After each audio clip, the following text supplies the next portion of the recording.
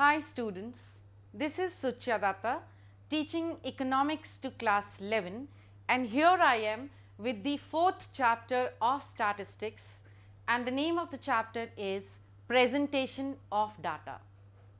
In the previous chapters, you've learnt about the collection of data and the organization of data. That is, the various sources through which we collect data, and when the data is collected, the raw data is made fit for further use by organizing them. And I have already told you about the methods of organizing the data. Now here comes the next step of presentation of data. When the data has taken the shape of an organized form, it has to be presented in such a manner that it becomes very easy even for a layman to understand what the data is trying to depict.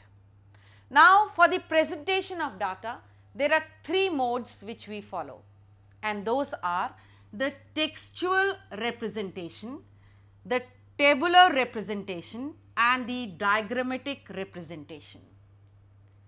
The first of its kind is the textual representation, and in this kind the thing is that the description is done, or the textual description is done within the text. It is not outside. There is a text wherein you also give in the text form the description of the data. This generally is suitable only for small datas. For example, if you want to tell about a strike which happened, for example, the shoe industry strike in Delhi, you could be telling about the number of units which were closed for the day. It could be that out of the 200 production units, 20 were closed or open for the day. So when the data is small, that is the time the textual representation is the best form of data for the presentation. So we have already done the first form. Let me pick up the second one, that is the tabular form of presentation. In the tabular form of presentation, the data is presented in rows and columns, which we also say horizontally and vertically. That is, if we make a data like this, we are going to give certain facts from this side and certain facts from this side. So that is the horizontal and the vertical representation or presentation of data. This is most suitable for the large datas. And this form of presentation, which we call as the tabular form, is further divided into four forms, and those four forms are the qualitative presentation, the quantitative presentation, the temporal presentation and the spatial presentation.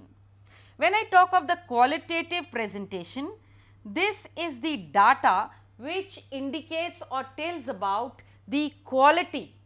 It could be about the nationality of a person. So here the quality is presented in the qualitative form of data. Next is the quantitative form of data. All those characteristics which can be put in numbers in quantity, for example, the age of a person or the income of a person, height of a person, all this will be presented in the quantitative form of tabular presentation.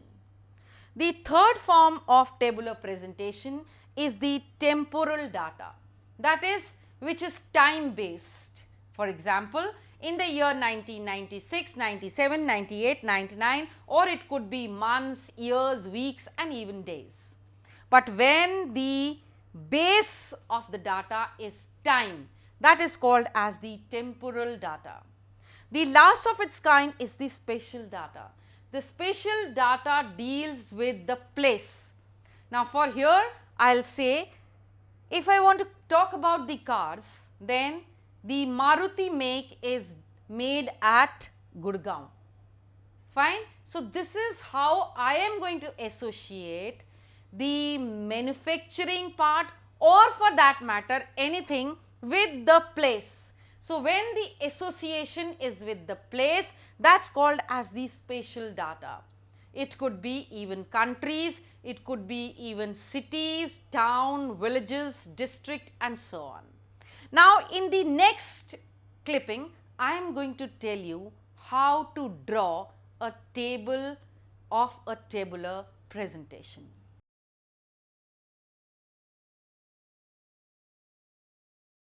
When we are learning about the tabular presentation of data, it is must that we know how to make a good table.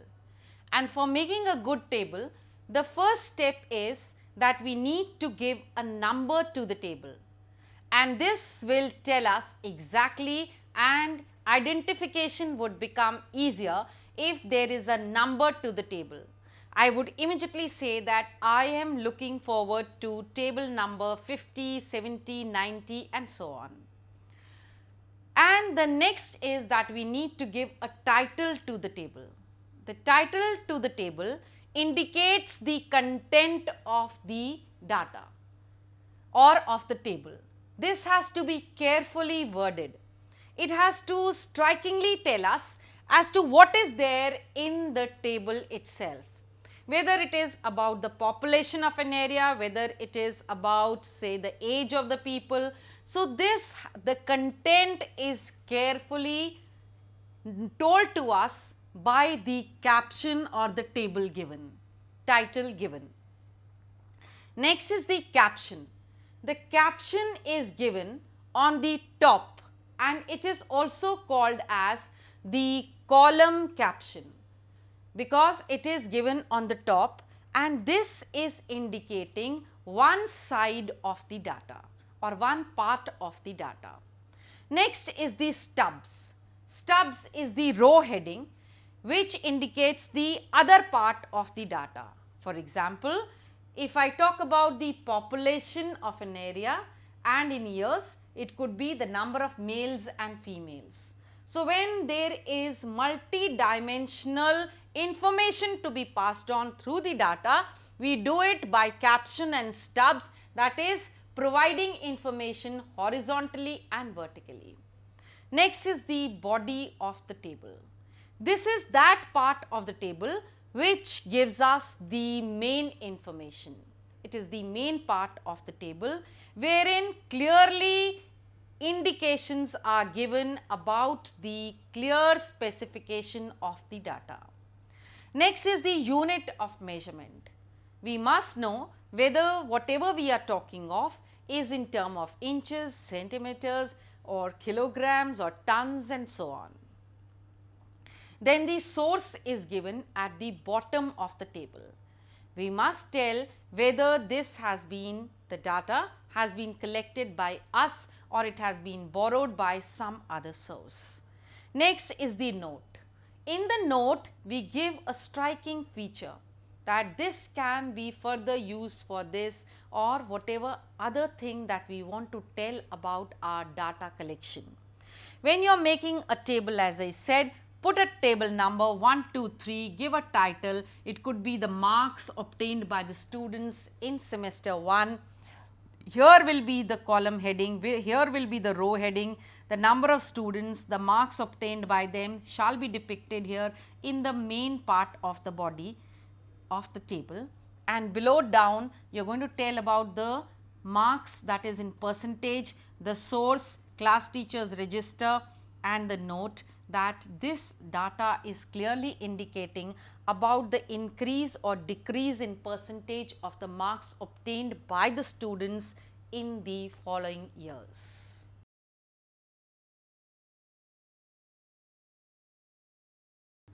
Next, I talk about the diagrammatic presentation of data. And in the diagrammatic presentation also, first of all, I am going to talk about the geometrical presentation of data. In the geometrical presentation, there are two kinds, the bar diagrams and the pie diagrams. the bar diagrams are further divided into simple bars, multiple bars and the component bars. Now when I talk of the simple bar is in fact equispaced and equi-width presentation. That is, the bars which we draw, they are equal in space and in between also equal space is left, and these are rectangular bars. Now if I want to talk about or draw a simple bar will be the number of students which have passed class 12th examination in the coming years or in the following years. When I say 1996, 97, 98. This I am going to present through a simple bar. So the number of students who passed in 1996 were say 50. In 97 they rose to 70. In 98 they became 90. So this depicts the simple bar presentation. Their width is same and the distance between them is also same. Next I talk of the multiple bar. This kind of presentation is done for comparison. When the presentation has to show the comparison between two or more data or figures. For example, let me draw a multiple bar. A multiple bar will be, now same I want to, but I am going to talk about the failures also. So 1996, 1997, 1998. Now here children, the number of students who passed, as I said, were 50, but I haven't spoken about those who failed. 10 of them failed, right? 1997, those who passed, say 70, those who failed is just 10 of them. 1998, 100 students passed and say 25 of them failed. This is comparing the number of students who failed and passed. Thus, it is a multiple bar diagram wherein we are trying to represent two different information. So, it becomes multiple in nature. Next is the component bar. Now, this component bar shows the bar in subdivisions. For example, same data, I am going to present it in a component bar. Component bar will be num 1996, 1997, 1998. This is the number of students who have passed, 80. Those who have failed, 20. Right?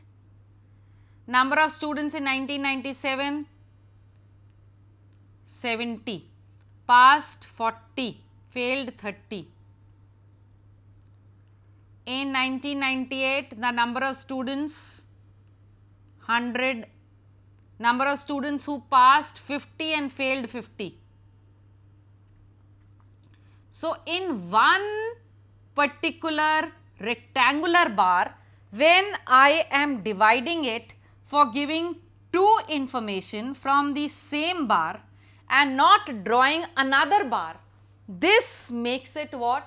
This makes it as a component bar. So, these are the three forms of the bar. The simple bar, that is just a rectangular bar giving one information. This is the second form, that is the multiple bar, in which I am giving two informations and I am also drawing two rectangular bars. The third is the component bar, in which I am drawing just one bar, but I am giving the presentation through the same bar by subdividing it, by dividing it. The next is the pie diagram. Pie means circle, round. The pie diagram is a circle diagram which is dividing it proportionately into as many parts as are the components. Now, I will draw a pie diagram. Pie diagram is number of students who study in class 11. Number of students who are good at playing hockey. Number of students who attend assembly. Number of students who come every day. Number of students who are regular in the attendance. So, here what I am presenting is different information in a circle, and this I am trying to do by subdividing, by dividing the pie representation, the pie presentation, and this is called as a pie diagram. So, you have learned geometrical presentation of data, that is the simple bar and the multiple bar and also the component bar and the pie diagram.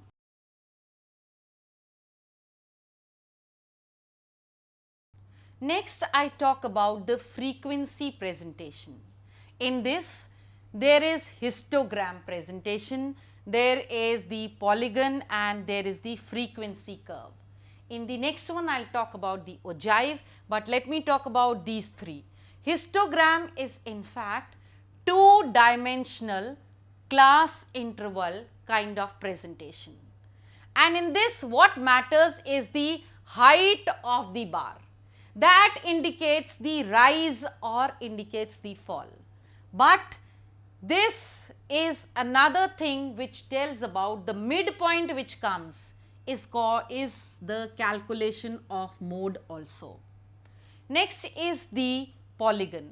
Polygon is in fact a plane which is bounded by straight line.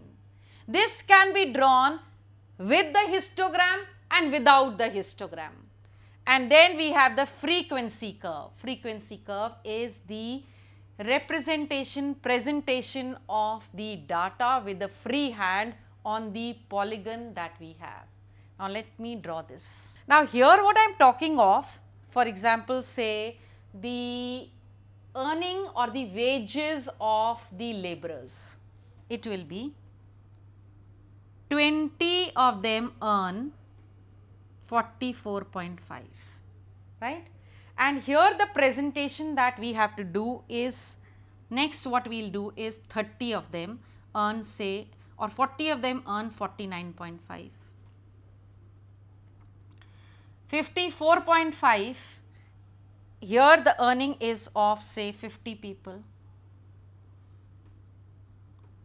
60 people earn or 70 people earn, we say within the point of 59.5. This becomes a histogram. There is no space in between and the class interval which is taken is equal 44.5, 49.5, 54.5, 59.5. And here we now the same as I said, this can be changed into a polygon. It can be without it also, but a simple polygon if I am drawing, I draw from here and I pick up like this. And if I have to make it a frequency curve, what is it? It will be that I am just drawing it in a free hand. So, it will be, this is how it is done. This is the presentation of histogram, polygon and the frequency curve.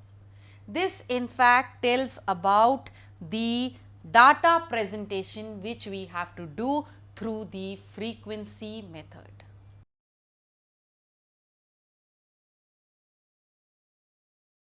Let me talk about the ogive presentation of data. The ogive presentation of data is called as the cumulative frequency curve, And how it is to be calculated? If I talk of less than, so I will take the cumulative or the class interval first, then the frequency number, the marks obtained and the cumulative frequency. Here in the class interval it is 0 to 10, 10 to 20, 20 to 30, 30 to 40, 40 to 50. And the frequency number, the students who have got less than 10 is 1, less than 20 is 2, less than 30 is 3, less than 40 is 3 and less than 50 is 2. So 1, 2, 3, 3 and 2 makes a total of 11. When I say less than, then less than those who obtained marks 10 is 1 student. Those who got less than 20 will be 1 and 2. Those who got less than 30 will be 1, 2 and 3. Less than 40, 1, 2, 3 and 3. Less than 50 will be 1, 2, 3, 3 and 2. And this will be total of 11, 1, 2, 3, 6, 9 and 11. This was when I was talking of the less than ogive frequency curve. But when I talk of more than the frequency curve in ogive, then this figure remains the same. But when I talk of more than 0, when I say more than 0, all these students have got more than 0, isn't it? And if I say more than 10 means here the first figure, I minus it with this, 11 minus 1 will give me 10. Then more than 20. More than 20 means I am going to minus 11 minus 3 will give me 8. And likewise 40 and 50. And this will continue as 5 and 2. So here it becomes 11, 10, 8, 5 and 2, that is in decreasing order, because I am talking of more than starting from 0. So here the students will move in the descending order. This is about the presentation of ogive in the more than and less than. And here when I draw it, it will be this way and this way. This is how the ogive is drawn in more than and less than.